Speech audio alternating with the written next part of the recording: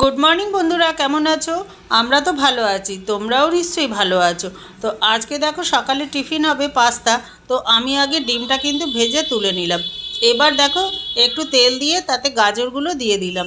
আর গাজরটা একটু সিদ্ধ হতে টাইম লাগে, সেই জন্যে কিন্তু সবার প্রথমে গাজরটা দিয়ে একটু ভাজা ভাজা করে নেবো। আর সিদ্ধটাও হতে থাকবে।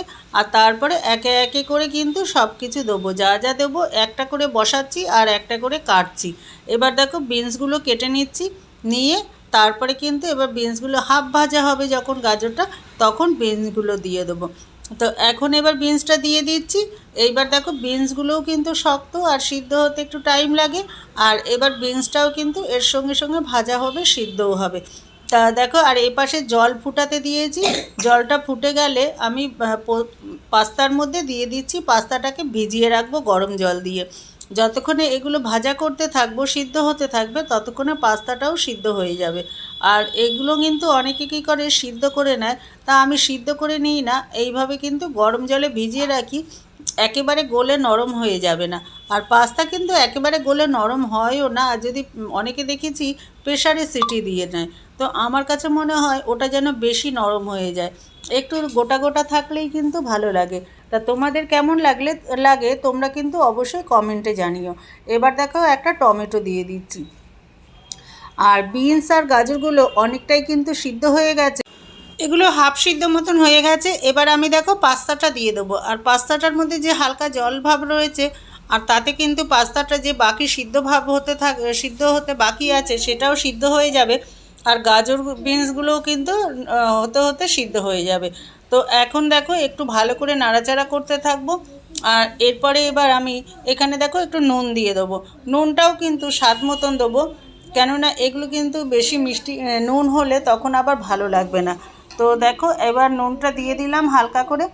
আর এবার ভালোভাবে একটু নেড়ে নেবো। নিয়ে এবার দেখো একটু চিনি দিয়ে দেবো। চিনিটা কিন্তু একটু স্বাদ হওয়ার জন্য, চিনি না দিলে কিন্তু সেরকম একটা টেস্ট লাগে না। তা নুন ঝাল মিষ্টি সমানভাবে হলে তবেই কিন্তু একটু টেস্ট লাগে। আর যেহেতু বাচ্চা মানুষ খাবে, সেই জন্যে কিন্তু একটু চিনিটা দিলে ওদের মুখে কিন্তু আমাদের থেকে স্বাদ বেশি। আমরা যতটা যেমন তেমন খেতে পারি, ওরা কিন্তু আবার সেরম যেমন তেমন খেতে পারে না। ওদের দেখবে বেশি টেস্টি জিনিসগুলোই কিন্তু বেশি ভালো লাগে। আর যা তা কিন্তু খেতে পারে না। তো দেখো এখন এবার একটু চিনি আর নুন দিয়ে দিলাম। এবার কিন্তু খুব ভালোভাবে কিন্তু ভালো নেড়ে নিচ্ছি যাতে মিশে যায়। আর এইবার পেঁয়াজটা কিন্তু আমি আলাদা করে দিতাম, কিন্তু সেটা আর দেওয়া হয়নি, কেন কি না ভুলে গেছিলাম। আর দেখো সবার আগে যেহেতু কেটে রেখেছিলাম, সেই জন্য আর মনে ছিল না। আর এত তাড়নার মধ্যে না অনেকটাই দেরি হয়ে গেছে, 10:30 বাজে। তো এবার আরও টেনশান হয়ে যাচ্ছে, তাড়াতাড়ি দোকানে যাব। এবার দেখো পেঁয়াজটা কিন্তু অনেকটাই কিন্তু নরম হয়ে গেছে, একটু ভাজা মতন হয়ে গেছে। এবার দেখো, আর ডিমগুলোও তো দিয়েছি ওই একসঙ্গেই, কেন সব ভালোভাবে মিশে যাক। এবার দেখো ম্যাগি মশলাটা দিয়ে দিলাম। ম্যাগি মশলা একটা আমি রেখেছিলাম, যখনই আমার ম্যাগি রান্না করি না তখন একটা দুটো প্যাকেটগুলো রেখে দিই মশলার, সব দিই না, আমার ভালো লাগে না ওগুলো। তো ওই জন্য দেখো ম্যাগি মশলার একটা প্যাকেট এর মধ্যে দিয়ে দিলাম, এটা টেস্ট হওয়ার জন্যে। এবার দেখো একটা সোয়া সস দিয়ে দিলাম, আন্দাজ করে 1 চামচের মতন একটু সোয়া সস দিয়ে দিলাম। এবার একটু ভালো করে আবার নাড়তে থাকবো। আর তোমরা কিভাবে ম্যাগি পাস্তা করো সেটা কিন্তু অবশ্যই কমেন্টে জানিও। আর বারবার আমার মুখ থেকে ম্যাগিটাই বেরিয়ে যাচ্ছে, কেন কি না 2 দিন পর পর ম্যাগিটা করেছি তো সেই জন্যে। আর আজকে পাস্তা বানাচ্ছি, কিন্তু দেখো পাস্তা আর ম্যাগি কিন্তু একই, নাম আলাদা ডিজাইন আলাদা, এমনি জিনিস কিন্তু একই। আর পাস্তা কিন্তু বিভিন্ন আকারের হয়, এক এক রকমের হয়। আর দেখো এপাশে চা গরম করতে বসিয়ে এবার ফুটছিল, ভুলেই গেছি। আমাদের পাস্তা হয়ে গেছে। এবার দেখো নামিয়ে নিলাম।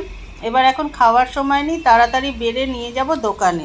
তো বাড়ি থেকে আসার সময় অনেকটাই দেরি হয়ে যাচ্ছিল, তাই জন্য তাড়াতাড়ি করে ম্যাগি নিয়ে চলে এসেছি। দিদি এখন ও পাস্তা ভুলে যাই, অত মাথায় থাকে না, বয়স হচ্ছে না সেই জন্যে। তো আসলে বয়স হচ্ছে না, চোখ কান সব গেছে, বুদ্ধি। তো এখন দেখো দিদি ওই জন্য ম্যাগিটা খেয়ে নিচ্ছে। আর দিদি খাওয়া হলে অবশিষ্ট যেটুকুনি থাকবে সেটা আমি খেয়ে নেব। আর এখন এবার হাঁপিয়ে গেছি। খেয়েই আসতো, তা অনেকক্ষণ ধরে কাস্টমার একটা দাঁড়িয়ে ছিল, বারবার ফোন করছিল। তারপর দেখো আমি মাথা টাথা ঠিক মতো আঁচড়াতে পারিনি, কিচ্ছু করিনি। তাড়াতাড়ি করে এসে আগে কাস্টমারকে ছেড়ে দিলাম, দিয়ে এবার দোকানের বাকি যা কাজ আছে করব। আর দিদি ততক্ষণ খেতে থাকো, নাহলে খিদে পেয়েছে করে মাথা খারাপ করবে। তো চলো আজকের মতন ভিডিওটা শেষ করছি, আবার দেখা হচ্ছে আগামী ভিডিওতে। সবাই সুস্থ থাকো, ভালো থাকো, টাটা।